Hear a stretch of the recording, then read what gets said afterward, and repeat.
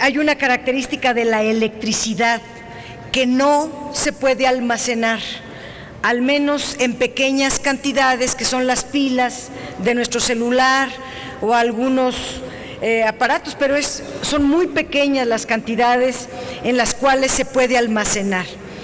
Entonces, la capacidad de generación tiene que estar diseñada y coordinada en determinadas horas pico, cuando sube la demanda, o en los meses donde hace mucho calor o mucho frío, porque aumenta pues la demanda de electricidad.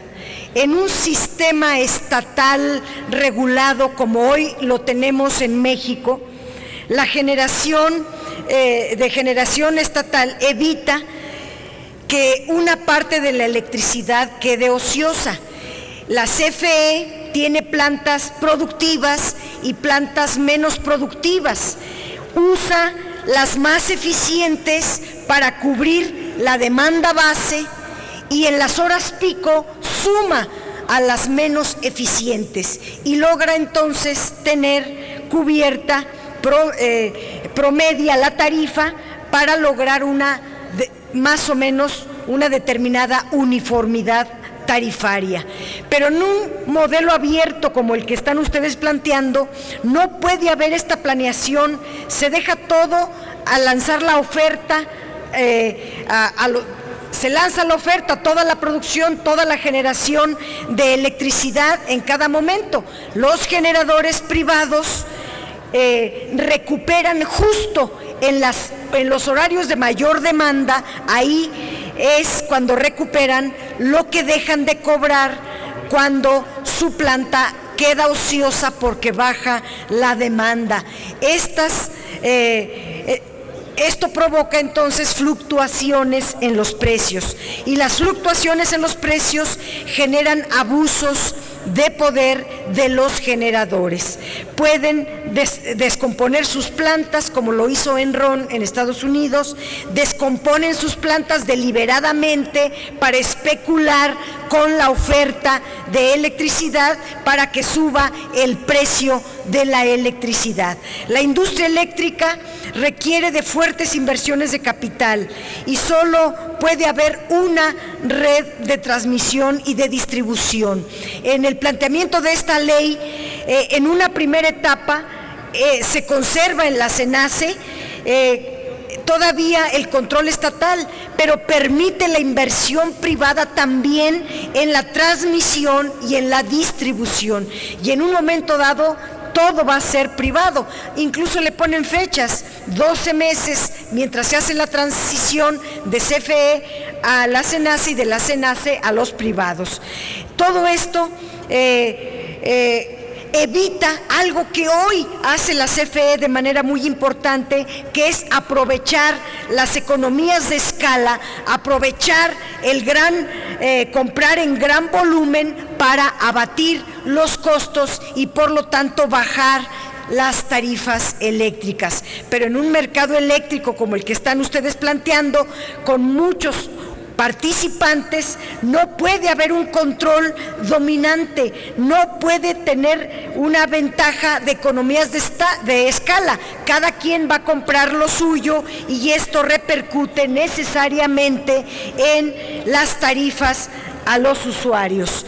En un servicio eléctrico estatal como lo tenemos hoy en la CFE, la prioridad es la cobertura, la accesibilidad tarifaria, pero en un mercado abierto como en el que ustedes proponen es la rentabilidad. No garantiza tarifas bajas, sino más rentables para los prestadores privados de los servicios. No hay un solo caso en el mundo donde la privatización del sistema eléctrico traiga como consecuencia tarifas baratas. Lo podrán hacer ustedes con subsidio, tal vez con cargo a la deuda pública mientras pasan las elecciones, pero una vez que pasen las elecciones, el incremento de tarifas es irremediable. Insisto, no hay un solo caso en el mundo y nuestros asesores todos se pusieron a averiguar los casos de privatización, se vio cómo está Inglaterra, cómo están varios países. Por el tiempo me voy a obviar cada caso. En ninguno hay como consecuencia de la privatización la reducción de las tarifas eléctricas. Es exactamente al revés. En todo se dio el incremento tarifario porque lo que se busca es la máxima ganancia. Los privados, esa es su función.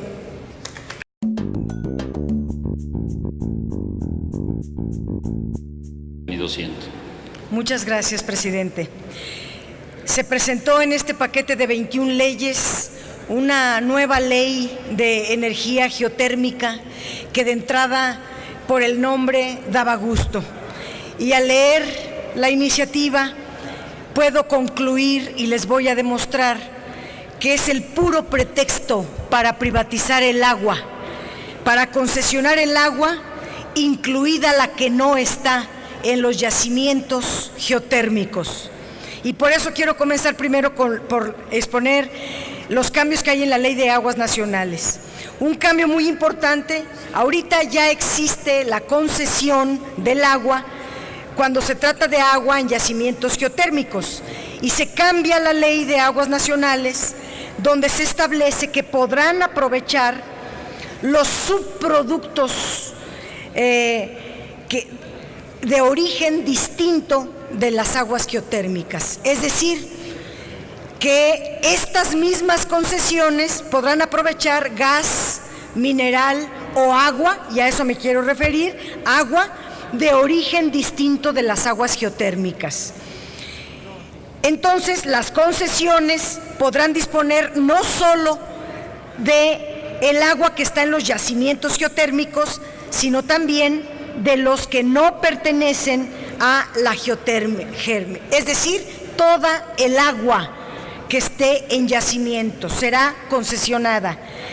Otra modificación en la Ley de Aguas que incluye, y lean el 81, me estoy refiriendo, artículo 81, otro cambio es, y muy negativo, es que las concesiones que ahorita las otorga la Comisión Nacional del Agua, la CONAGUA, que es un órgano desconcentrado de la Semarnat, de la Secretaría de Medio Ambiente, que justamente eso nos lleva a pensar que la finalidad es para guardar, preservar la sustentabilidad del agua, se borra.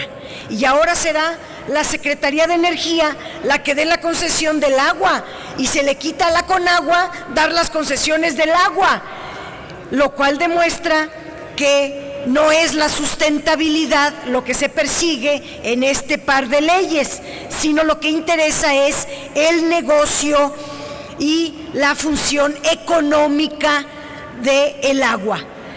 Otro cambio muy importante se da en el artículo 18, la ley del agua. La ley vigente establece claramente que las aguas del subsuelo pueden ser extraídas solo por causa de utilidad pública. Esta iniciativa incluye un cambio muy regresivo. Se dan al Ejecutivo Federal facultades para deslindar a los yacimientos geotérmicos de la causa de utilidad pública. Es decir, si no hay causa de utilidad pública, pues entonces es causa de utilidad privada, es decir, un negocio privado. Es una irresponsabilidad. El agua es, para empezar, un bien muy escaso en nuestro país. 9 millones de personas no cuentan con este servicio. 13 millones reciben agua de muy baja calidad, por no decir contaminada. 4 de cada 10 viviendas indígenas carecen de este beneficio. Y el agua es indispensable para la vida, para la salud. Y el Estado debe de velar porque este bien escaso se distribuya y se cuide su sustentabilidad. En la ley de geotermia, paso a la ley de geotermia. La geotermia, me traen la tablita por favor de geotermia de los pozos. La geotermia es la que se produce como consecuencia del calor que hay en el centro de la Tierra. Las aguas termales son las que más conocemos, pero la energía geotérmica pertenece a este grupo de energías renovables, y por eso nos daba gusto tener por fin una ley de esta naturaleza. Pero no, la ley de geotermia que se nos propone podría ser una fuente inagotable. Mi compañero Encinas dará otras cifras para yo ajustarme al tiempo, pero diría que la energía geotérmica puede ser una fuente inagotable de electricidad, sí y solo si es manejada de manera sustentable, sostenible y si es limpia. Y esta iniciativa presenta lamentablemente planteamientos que no responden a estos requerimientos, y explico. Hay dos maneras de producir la energía geotérmica. Una es la inyectar a manera de presión para formar un pozo, y se inyecta agua fría mezclada con productos químicos altamente contaminantes para lograr la perforación de las rocas. Esto es el fracking vertical. Y por eso traje este dibujito, porque se inyecta el agua contaminada con estos productos químicos para hacer un hoyo hasta llegar a altas profundidades de la tierra. Abajo se calienta, sale el agua caliente, llega a la turbina, pasa al generador y de ahí a la red de transmisión. Esta, si ustedes ven, habla de dos pozos, uno de entrada y otro de salida. Cuando esta energía geotérmica es sustentable, es cuando la misma agua que se inyecta sale caliente, entra otra vez y es un mismo ciclo, y puede ser la misma agua que se está reciclando, y por lo tanto no hay ningún riesgo de agarrar más agua que es la misma y demás. Pero esta ley no propone esto.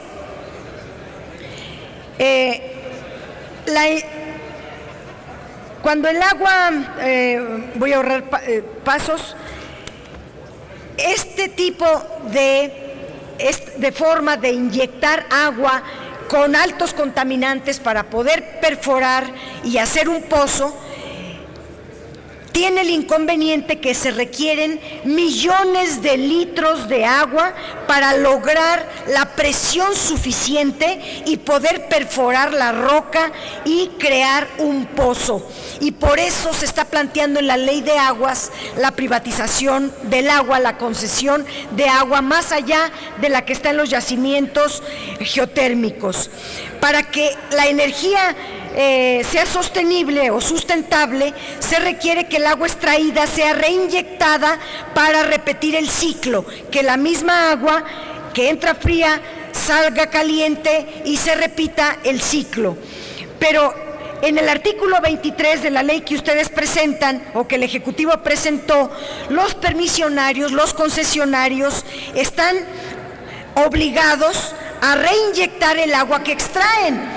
El problema es que esta medida se revierte en la Ley de Aguas Nacionales, en el artículo 81, donde claramente se establece que se va a requerir un permiso de descarga para la autorización en materia de impacto ambiental cuando el agua de retorno se vierta en cuerpos receptores que sean aguas nacionales. Senadora, ¿me permite un momentito para, sonido en el escaño tanto del senador Manuel Bartlett como del senador Isidro Pedraza? ¿Para qué asunto? Quiero hacerle una pregunta, si está dispuesta a aceptar. Senadora Dolores, ¿acepta una pregunta? Claro que sí. En el uso de la palabra, senador Manuel Bartlett, para formularle la pregunta. Senadora, este tema del agua, como lo está usted planteando, y la privatización, es un tema poblano. Le quiero decir que tenemos en estos momentos la privatización de los ríos para fines privados. Para generar electricidad tienen parada la presa, una de las más grandes del país, para que haya negocios privados. Y ahora Puebla tiene un importante potencial en la geotermia. Yo no sé cómo ve usted este tema en Puebla, porque me interesa mucho a mí, y usted estaba estudiando, y le pediría yo que me explicara cómo puede esta cuestión de la privatización del agua llegar hasta allá. Los Humeros es una producción muy importante, de las más importantes en el país. ¿Que van a llegar hasta allá o ya están privatizando más allá de lo que ya están haciendo? Hay cerca de 400 yacimientos tan solo. La senadora tiene 3 minutos para dar respuesta al senador Bartlett y usted continuar después para concluir su tema. Claro que sí. Decía yo que hay cerca de 400 yacimientos de agua geotérmica, nada más en el centro del país, donde se inscribe Puebla, y que por eso se considera a México como uno de los países, pocos países con alta potencialidad de energía geotérmica. Lo lamentable es cómo hacen las leyes que se permite que no sean sustentables. La forma en que está planteada la ley, por ejemplo, en este de los 2 pozos, se permite que el agua que sale contaminada ya no se reinyecte, sino que inclusive requiera el permiso para tirarse en los ríos, para tirarse en tierra, pero como es agua sumamente contaminada, puede contaminar agua limpia, agua sana, o bien tierra fértil, tierra buena, y echarla a perder. El artículo 81 de la Ley de Geotermia, de la Ley de Aguas, está permitiendo que el agua que se extrae de estos yacimientos, que como ya dije viene contaminada por la serie de productos químicos, no se reinyecte al mismo yacimiento, sino se pueda tirar y agarrar nueva agua para poderla meter. Tirarla en otro lado significa, además de contaminar otro lado, implica seguir produciendo electricidad, implicaría agarrar nueva agua en vez de reciclar el agua extraída. No sé si me doy a entender, pero es más grave. Resulta que en este mismo artículo, el agua contaminada que va a ser descargada en ríos o en otros lugares terrestres, se estaría contaminando esos ríos, esa tierra, y esta sí requiera de un permiso y simplemente lo que quiero decir es que carece de sustentabilidad.